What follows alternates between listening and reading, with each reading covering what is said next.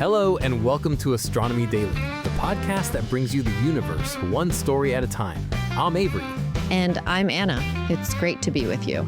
Today we've got a great lineup, from a historic first for accessibility in space to a bizarre lemon-shaped planet orbiting a dead star.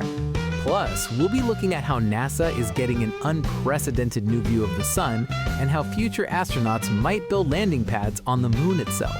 It's a packed show. It certainly is. Let's get right to it. First up, a truly inspiring story of breaking barriers. German engineer Michaela Benthaus just became the first paraplegic person and the first wheelchair user to fly to space. Wow, that's incredible. This was with Blue Origin, right? That's right, on their New Shepard rocket for a 10-minute suborbital flight. What's really fascinating is how few adjustments were needed. The capsule was apparently designed with a high degree of accessibility from the start. That's the key, isn't it? Proactive design rather than reactive accommodation. It shows that space doesn't have to be the exclusive domain of a select few. Exactly. Benthaus herself said she wants to be a role model, showing that physical limitations shouldn't prevent people from pursuing their dreams. It's a huge step forward for making space truly for everyone. Absolutely. A fantastic piece of good news to start the day.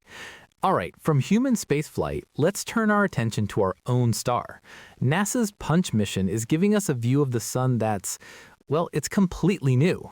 PUNCH, that stands for polarimeter, to unify the corona and heliosphere. And what it's doing is pretty revolutionary. It is. Instead of just looking at the corona, PUNCH is watching the solar wind, the stream of particles flowing out from the sun as it expands and fills the solar system. It's using a constellation of 4 small spacecraft. Like a wide-angle lens for the solar system. Exactly. They fly in formation, and together their cameras capture this continuous panoramic view of the material as it flows past Earth. For the first time, we can see the entire process, from the corona to a full astronomical unit away, which is Earth's distance from the sun. And this is crucial for understanding space weather. Things like coronal mass ejections, or CMEs, are massive eruptions of plasma that can disrupt satellites and power grids here on Earth. Right. Before PUNCH, we'd see a CME leave the sun, and then we'd have to wait for it to hit a satellite near Earth to know its structure. Now we can track its entire journey. So it gives us a much better ability to forecast the impact of space weather. It's moving from seeing the cannon fire to actually tracking the cannonball through the air. That's a perfect analogy. It's a game changer for protecting our technology both in orbit and on the ground. And the way it achieves this is so clever. The 4 satellites are essentially imaging polarized light. The sunlight scatters off the electrons in the solar wind, and by measuring the polarization, they can build a 3D picture of its structure and density. It's like giving us 3D glasses to see the invisible solar wind. And because the 4 satellites are in different positions, they can combine their views to get a truly global perspective that a single spacecraft just couldn't achieve. Exactly. It's a leap from a single snapshot to a continuous system-wide movie. This kind of data will be invaluable not just for Earth, but for planning future robotic and crewed missions throughout the solar system, protecting them from solar outbursts. Speaking of ambitious missions, our next story takes us to the moon, where engineers are tackling a very dusty problem: how to build a launch pad that can be used over and over again. Right, because rocket exhaust is incredibly powerful. And on the moon, with its lower gravity and lack of atmosphere, it would just blast lunar dust or regolith everywhere at high speeds. Exactly. That dust is sharp and abrasive, and it could damage the lander itself or any nearby habitats or equipment. So a new paper is looking at how to solve this using the regolith itself. Using the local materials, in situ resource utilization. That's the holy grail for sustainable space exploration. It is. The idea is to essentially melt the regolith into a solid, durable surface, a process called sintering. They're thinking of using microwaves or lasers delivered by robotic builders to create these launch pads. So you send robots ahead to pave a landing zone for you? That sounds very sci-fi. It does, but it's a very practical challenge. The launch pad needs to withstand incredible temperature swings and the stress of repeated launches. The engineers are planning tests to see how the sintered regolith holds up under simulated rocket plume conditions. And I imagine maintenance is a big issue too. If a pad gets cracked, you can't just send out a construction crew easily. That's a huge part of it. The plan would have to include robotic systems, not just for building the pads, but for inspecting and repairing them as well. It's a foundational piece of the puzzle for a permanent human presence on the moon. It's fascinating to think about the logistics. Are we talking about paving an entire spaceport or just a small landing circle? Initially just a hardened pad, about 50 meters in diameter, to mitigate the dust problem. But the research paper suggests that this technology is scalable. If you can build one pad, you can link them together over time to create taxiways and larger operational areas. And what about the energy source? Sintering regolith with lasers or microwaves sounds incredibly power intensive. That's a major challenge on the moon. It is. The leading concepts involve leveraging solar power with large deployable arrays, potentially charging batteries during the long lunar day to power construction activities. It's a classic chicken and egg problem. You need infrastructure to build infrastructure. This is step one. Well, from building on our moon to exploring truly bizarre worlds far beyond it, astronomers using the James Webb Space Telescope have found something that, well, it looks like it belongs in a different universe.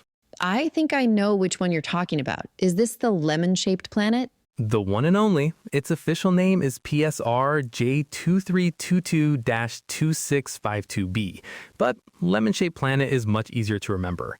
And the name is literal. It's being tidally distorted into an oblong shape by the immense gravity of the star it orbits. And that star isn't a normal star, right?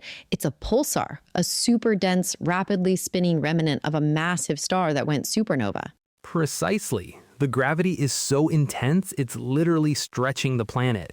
But that's not even the weirdest part. Its atmosphere is unlike anything we've seen. It's extremely rich in carbon. So, not a water world, but a carbon world. What does that even mean for its appearance? The model suggests it could have clouds of soot and an atmosphere thick with hydrocarbons. It's a completely alien environment that really challenges our understanding of how planets can form and what they can be made of, especially around such an extreme object like a pulsar. It really is, and it raises the question of how it even survived. The supernova that created the pulsar should have completely obliterated any nearby planets. There are a couple of theories. One is that it's a second-generation planet, formed from the debris disk left over after the supernova. The carbon-rich composition might support that idea. Or it could have been a captured rogue planet that wandered too close to the pulsar long after the explosion. But getting into such a tight orbit without being torn apart is a tricky gravitational dance. Either way, it's a testament to the universe's ability to create stability in the most chaotic of environments. A warped, sooty, lemon-shaped world calmly orbiting one of the most violent objects we know of. It's poetic in a strange way. Incredible. Every time we think we have a handle on the types of planets out there, JWST finds another one to break all the rules. Okay, let's bring it back to our own solar system for our last big story today. Over to the red planet. NASA's Perseverance rover has been getting an up-close look at some fascinating features on the Martian surface. Mega ripples. These aren't like the little ripples you see in sand at the beach, are they? Not at all. These are huge, up to 2 meters tall.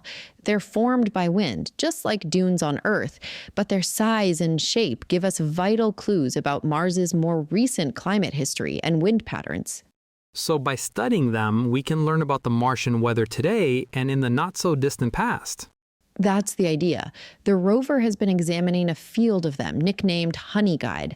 By analyzing the grain size and structure, scientists can figure out the wind speeds needed to build them. It helps paint a picture of Mars as a dynamic, active world, not just a static one. It's amazing how much geology can tell us about a planet's atmosphere. Right? But for now, from accessible spaceflight to alien worlds, it's been quite a day in astronomy. It certainly has. And that's all the time we have for this episode of Astronomy Daily. We hope you've enjoyed this tour of the latest cosmic happenings.